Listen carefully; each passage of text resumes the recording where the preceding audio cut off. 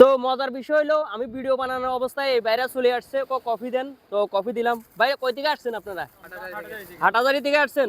ও, তো দেখেন ভাই কোনো কাজ কি ছোট?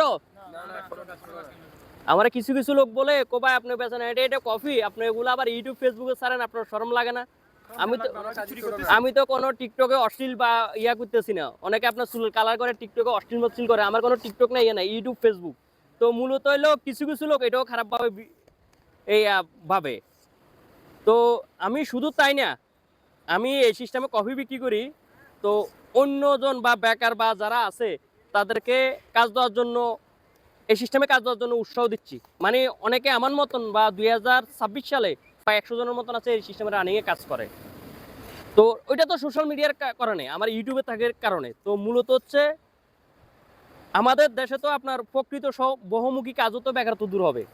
ধরেন না, আমি যদি বা একজন অধীনে চাকরি করি, তো সেটা তো সীমিত আকারে থাকি গেল না।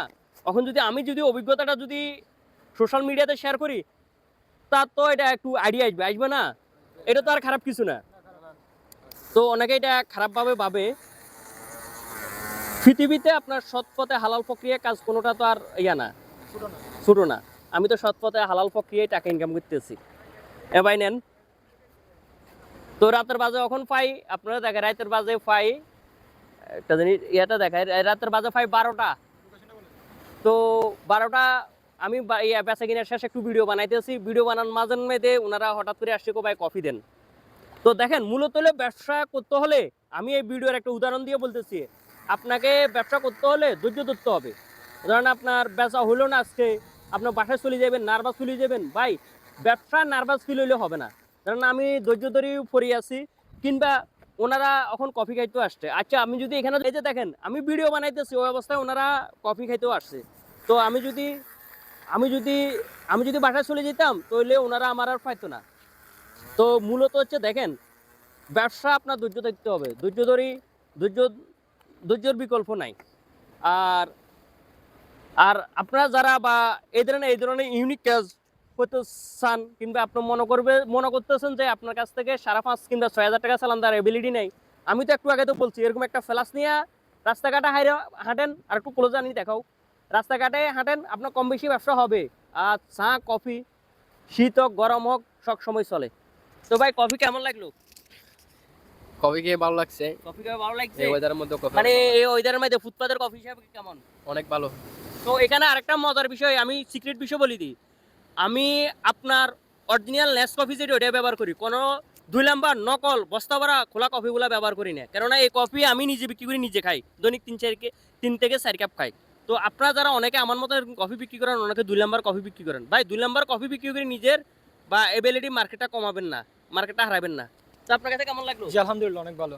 আপনার কাছে? এই ওয়েদারে সেরকম লাগতেছে। এটা এই ধরনের হাটাদারি কোন জায়গায় বাড়ি? আটাতে কৃষি ফার্মের ওখানে। হ্যাঁ, কৃষি ফার্মের ওখানে। আপনাদের ওইদিকে তো এরকম কয়েকজন আমার কাছ থেকে নিয়ে মনে হয় বিক্রি করে, এরকম পাইছিলেন? হ্যাঁ আছে, এরকম অনেকজন আছে। অনেকজন আছে। আমি এই বাংলাদেশের এই সিস্টেমে আমি এই সর্বপ্রথম মানে কফি বিক্রি করার আইডিয়াটা সোশ্যাল সাইডে ইয়া করছি, এখন আমার দেখা থেকে অনেকে হইতেছে। তো এই ধরনের কাজ কি খারাপ না ভালো? অবশ্যই ভালো। এখানে তো আর চুরি না, এটা তো চুরি না, এটা অবশ্যই ভালো। হ্যাঁ অবশ্যই। আপনার কাছে কেমন? অবশ্যই ভালো, এটা তো চুরি না, অবশ্যই ভালো। আর যারা বলতেছে যে বেকার, ভাই আমি কোনো কাজ পাই না, আমি যে কোনো কাজ হইলেও করব, তারা এই সিস্টেমের কাজ চাইলে করতে পারে। কথা হচ্ছে কোনো কাজ ছোট না, সব কাজ সেম, শুধু চুরি করা ছাড়া। চুরি করে ছাড়া। আপনি কি হিন্দু না মুসলিম? আমি মুসলিম। আপনি মুসলিম। তো আমাদের তো হালাল প্রক্রিয়ায় টাকা ইনকাম করা, তো এটা তো ইয়া কি আপনার শরম না, কিংবা ইসলামে বলছে হালাল প্রক্রিয়ায় টাকা ইনকাম করতো। যারা হারাম প্রক্রিয়ায়, তারা তো এটা তো না বলছে আর কি। দেখেন ওখানকার যুব সমাজ অনেক টাইমে হারামের দিকে ঝুঁকি যায়, বা অনলাইনে বিভিন্ন সাইডে আসক্তি উচ্চারণ করলাম না। তো ধরেন না অনেকে আপনার গার্মেন্টস প্রতিষ্ঠানে বিভিন্ন কলকারখানাতে 8 ঘন্টা 10 ঘন্টা চাকরি করে, তার মধ্যে পার্ট টাইম কি চাই, মানে অনেকে আবার সৎ পথে কাজ খুঁজি চাইলেও সৎ পথে পায় না। তার বন্ধু কি যে তুই মোবাইলে আধা ঘন্টার সময় দিয়ে তার চেয়ে বেশি ইনকাম করতে পারবেন, তাদের উদ্দেশ্যে কি বলবেন? সৎ পথে যে যাবে না, অসৎ পথে যাওয়াটা উচিত? সৎ পথে টাকা উচিত। সৎ পথে টাকা ইনকাম করা উচিত, হালাল পথে।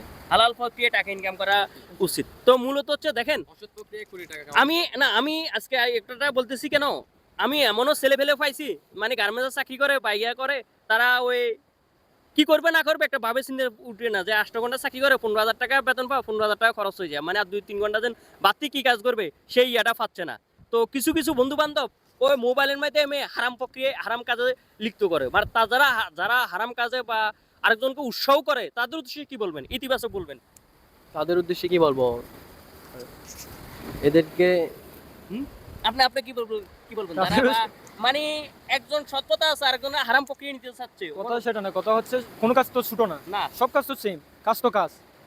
তো এখানে মূলত হলে ভাই বলছে যে কাজ তো কাজ, এখন আপনাকে হালাল প্রক্রিয়া যদি টাকা ইনকাম করতে হয় আপনার নিজের চক্ষু লজ্জাটা বুঝতে হবে। এই জিনিসটা যখন হাসতেন বা এই জিনিসটা নিয়ে হাঁটতে হাঁটতে একটু জোকারের মতন টাইপের লাগে, সেই চক্ষু লজ্জাটা আপনার ভুলতে হবে, তাহলে আপনি হালাল পথে সৎ পথে থাকতে পারবেন। তো যাক, ভাইদের সাথে কথা বলে ভালো লাগলো ভাই, অসংখ্য ধন্যবাদ। তো ভাইদেরকে ধন্যবাদ দিচ্ছি। তো যাক, অনেকটা কষ্ট দিলাম, আমার আরেকটা ভিডিও বাকি। তো কফিটা ভালো লাগছে, অনেক ভালো লাগছে। ওকে, থ্যাংক ইউ।